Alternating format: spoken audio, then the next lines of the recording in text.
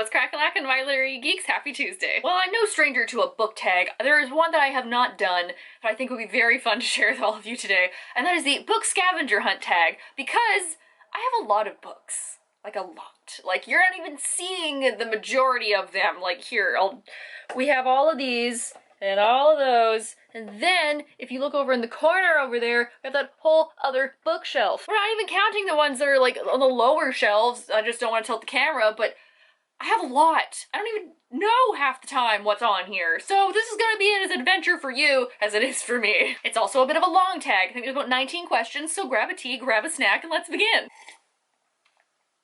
Okay, I'm ready. Number 1 is to pick a book or an author that has a Z in it. And I say Z, not Z, because I'm from Canada. This one is fairly easy because I have We Hunt the Flame by Hafsa Faizal, which fantastic Arabian-inspired fantasy novel. Ooh, one of my favorites of 2019, so pick this one up if you want to. Number 2 is to find a classic, and I have a particular shelf that I keep classics on. I choose The Picture of Dorian Gray by Oscar Wilde because I love me some Oscar Wilde, and I love me some creepy, weird, sort of Halloween-y books all year round that have to do with science and magic realism. One of my favorites. Number 3, I've already run into a problem on, because that is to find a book with a key on it.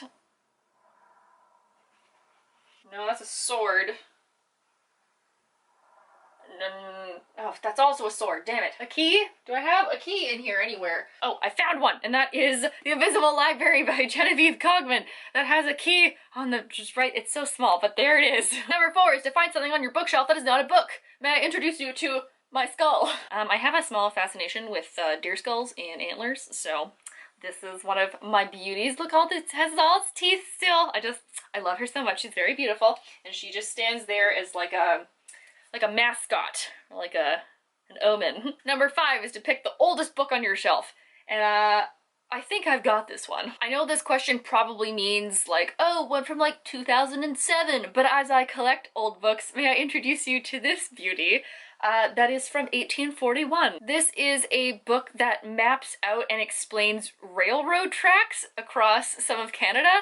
I love this. It's so delicate and beautiful. There's hardly anything on it, and I love it so much. But it lives in a very special spot over on that shelf, so I'm gonna go put that back now before it just like disintegrates in my hands. Number 6 should be the easiest one, because that's find a book with a girl on the front cover. Oh boy. Literally the first one I grabbed was Wilder Girls by Rory Power, because this was a creepy sapphic horror, Lord of the Flies-esque retelling that I really liked, that was very weird, perfectly spooky. I know it's November, but I refuse to believe that spooky season is over. Number 7 is to find a book with an animal on it, and I think I'm going to go with the very obvious answer. Did you really think you could get through a whole video of mine without me mentioning Six of Crows by Leigh Bardugo? Oh, it's so beautiful too! I want a crow tattoo on my body. Number 8 is to find a book with a male protagonist, which is a lot harder than it looks. Majority of fantasy novels of YA are girl perspectives, but I found that there is an increasing amount of male perspectives in contemporary. I'm going to pick a new adorable favorite, and that is Heretics Anonymous by Katie Henry, which is all about these couple of people in a very private, uptight Catholic school pushing back against the confines of one religion. It's very tongue-in-cheek. It goes into society a lot and societal expectations around religion. I thought that it was hilarious and handled the topic quite well. And our main character's name is Michael, and he's an atheist. Number 9 is to choose a book with only words on the cover, which might be a little harder than I think it is. No, it's not, never mind. Yeah, I know there's some other design on here as well, but Reverie by Ryan LaSala just has this beautiful title on the front page. That's all it needs. I got it. Like, I didn't need anything more. This sold me. Got reality warping magic and some guy that needs to break this, like, curse or weirdness that's happening. I'm down for it. Number 10 is to find a book that has illustrations in it. Oh, I know which one I'm gonna get. It's gonna be this beautiful thing right here. Oh god, nope, don't fall, please don't fall. Name of the Wind by Patrick Rothfuss, aka one of my favorite fantasy novels of all time. This is the special 10th anniversary edition, and not only is it a stunning book, but it has lots of beautiful illustrations in it, if I can find one to share, that just make the story so much better, especially like really important scenes. Oh, it's so cool. And at the back, if you can let me fangirl for a couple more minutes, there are other pictures and drawings that relate to the world. So they have like receipt books and the way that their money works. So cool. I love the detail. Number 11 is to find a book with gold lettering, and I'm picking Tower of Dawn by Sarah J. Maas because this is the 6th companion book in that series that was surprisingly not a piece of trash. I actually really like this book. I know a lot of people were very fed up and tired and didn't want to listen to Kale, but I really liked this book. I thought it fleshed out this whole other plotline really well, liked the character development, loved some of the side characters introduced. Like, this was a solid addition to that series, honestly. My only thing about it is that it has gold lettering when all the other books have silver lettering. So, just little...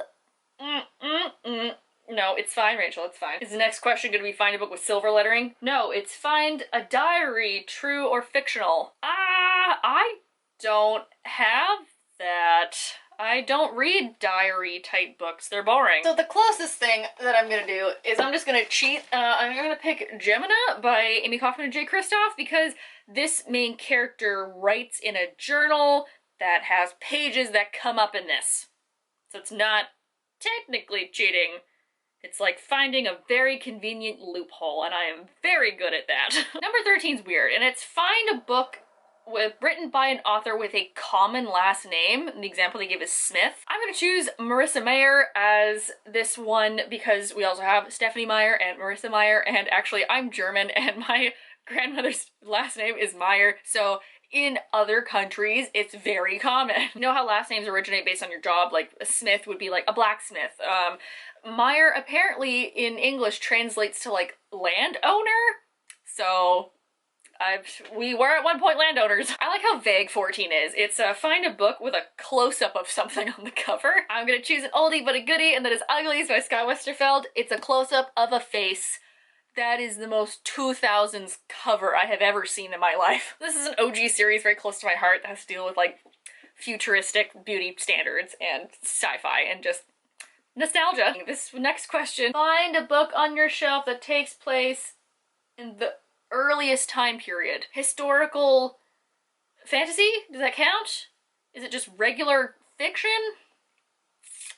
I need more clarification on this. Since most fantasy novels happen to do with like a medieval type theme or world, I don't know because they're all so similar. But I'm gonna choose Jane Eyre, which is another classic by Charlotte Bronte, because I'm a lit major and this is one of my favorites, and this is like early to mid 1800s, so good enough. That's how I'm getting out of that question. 16 is to find a hardcover book without a jacket. This is very convenient timing because I'm currently transiting a lot to work and I'm bringing books with me and I don't want to ruin the nice beautiful hardcover jackets, so just take the jacket off. I'm currently in the middle of Serpent and Dove. This is like alternate history France but with witches and witch hunters, and I'm really liking it so far actually. I'm almost done and I probably will keep it on my shelf in the future. In case anybody is wondering, this is the delightfully gorgeous gold foil cover that is this book. Number 17 is to find a turquoise colored book. I can already see a very obnoxious one in my frame, so we're gonna pick that out. Gentleman's Guide to Vice and Virtue by Mackenzie Lee. All of you have heard me talk about this multiple times. We are here, we are queer, we're full of existential fear. That's basically what this boils down to, and I loved it. Number 18 is to find a book with stars on it, and I just used Reverie, so I can't use that again. What the heck am I gonna pick? All my sci-fi's over here, so I feel like I should direct my attention to here. Woohoo! Let's pick Aurora Rising by Amy Kaufman and Jay Kristoff. This is the first of their new trilogy, duology, I don't know. I got an option for TV. That's exciting. I like both of them a lot. Found Family, Space Cadet Adventures. I'm into it. And look, there's all the stars. All the stars. Lastly is to pick a non-YA book, and I have a lot of them. What am I gonna choose? Ninth House by Leigh Bardugo is not a YA book, okay? It's not. Stop buying it if you're under the age of 18. It's graphic. This is about magic cults in Yale. Yo, sign me up! I loved it so much. It was so engrossing, very deep, lots of research went into this. Loved the way that everything came together. This was a very good book. However, it had some themes that were not appropriate. I don't just mean people having sexy times. It was just with some some dark stuff, okay? There you have it. There is the bookshelf scavenger hunt tag. That was a lot of fun. It made me really have a new look at what covers I have and what I actually own. There's a whole shelf down there that I forgot about until just now. Join us on Sunday at 7:30 Eastern Standard Time for our live chat. We'll probably be talking about something NaNoWriMo related, but even if we aren't, it's gonna be bookish and it's gonna be fun. So I hope to see you guys all there. Have a good week.